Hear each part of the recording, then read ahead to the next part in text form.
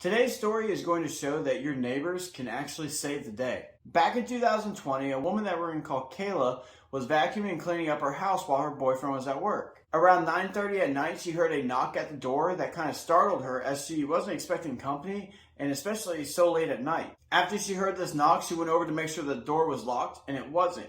And this put her in a deep kind of panic mode. Being that she was a little bit shorter, around 4'10" or so, she had to actually kind of brace herself against the wall to look through the peephole. When she looked through there, she saw on the other side, on her porch, a short, stocky, dirty, and very angry looking man.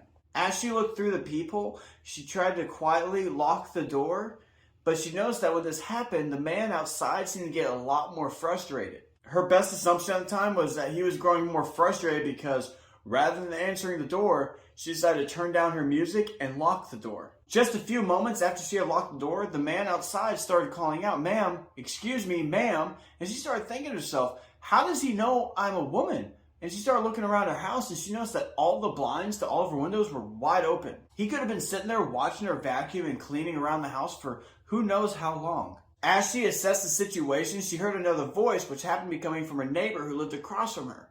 And he asked, "Hey, what do you need? Can I help you?" And the man outside her door would turn around and say, "Oh, I was just going to offer my carpet cleaning services to her." Her neighbor would respond saying, "That's great. That's swell and all, but she doesn't need it and she doesn't want it. You can go now." The man outside of her door would quickly run off and he would disappear into the night.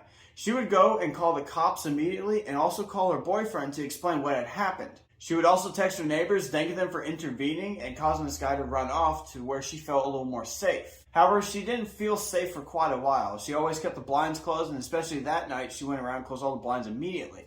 When the cops showed up, they looked around the house and they looked around the surrounding area, but they could not find anyone by that description. As of today, she has not had another encounter with this strange, short, dirty, angry, stalking-looking man outside of her door, but she is still very vigilant about what is going on and always makes sure that her home is completely secured.